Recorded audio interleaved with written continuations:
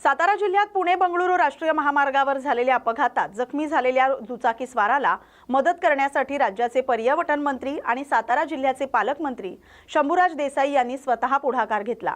त्यांनी जखमी व्यक्तीला तात्काळ आपला ताफा वापरून रुग्णालयात पाठवून उपचाराची व्यवस्था केली। मंत्री देसाई अपघात पाहताच तात्काळ थांबले आणि डॉक्टरांशी संपर्क साधून जखमीवर तात्काळ उपचार करण्याचे निर्देश दिले।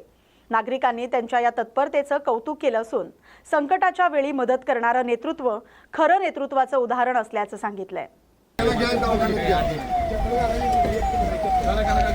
ते जरा बाजूला लावून टाका तिकडे।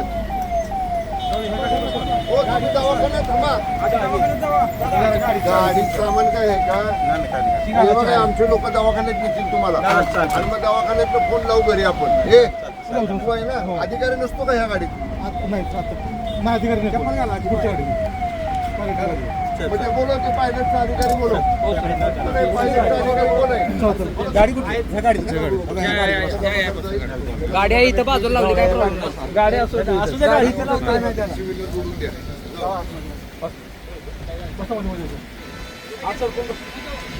गाडीचं सामान काय आहे?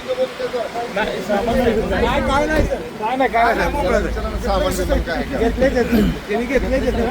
नाही आहे ना ती हेल्मेट पडलं साईडला सायकल आहे ना बघा नाही तर राहील। आमचे लोक तुमची घेतील काळजी करू नका। हे बरोबर बघितलं ते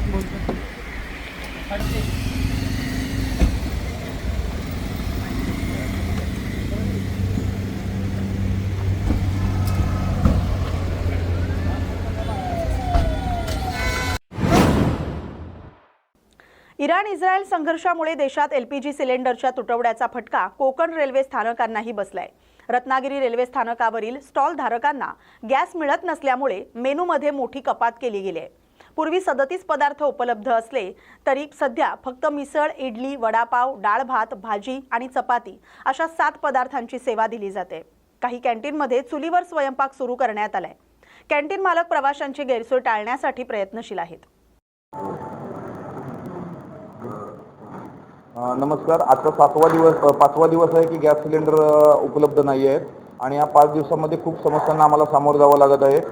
34 खाद्यपदार्थांची यादी असताना सुद्धा आम्हाला 6 ते 7 खाद्यपदार्थ आता द्यावे लागत आहेत। आम्ही देत असलेली जरी हा व्यवसाय असेल तर त्याच्याबरोबर सेवा ही निगडीत आहे।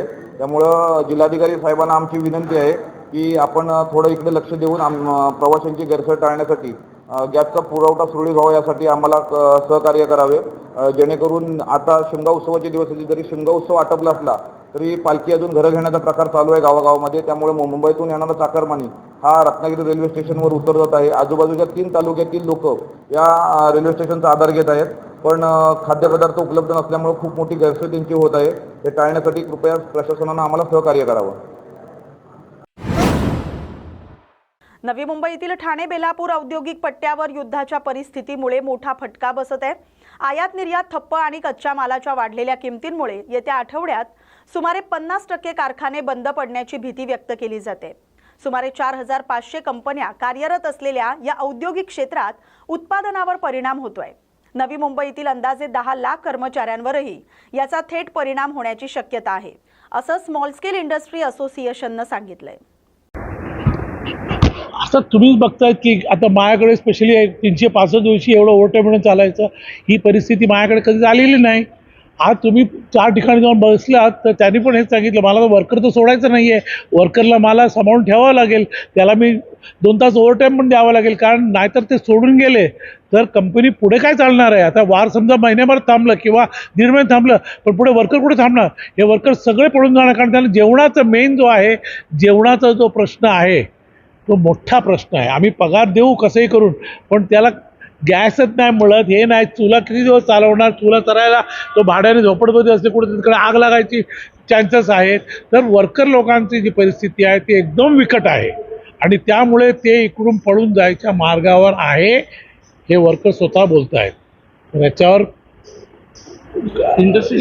इंडस्ट्रीची परिस्थिती जे वर्करच नसेल तर इंडस्ट्री काय चालणार आहे किंवा मटेरियल नाही मिळत, मटेरियल जास्त भावात मिळणार आहे, इम्पोर्ट एक्सपोर्ट बंद झालेलं आहे, एक्सपोर्टला माल तयार ठेवलेला आहे पण ते जात नाही आहे, किती दिवस थांबणार आहे आणि कंटेनरचा भाव जो आहे वरच चाललेला आहे. तर कोण एवढ्या महागात कंटेनर मागून त्या एक्सपोर्ट करणार आहे, कारण समोरची पार्टी तर पैसे देत नाही, त्यांनी एकदा ऑर्डर फायनल केले की त्यांना ते द्यायलाच लागेल.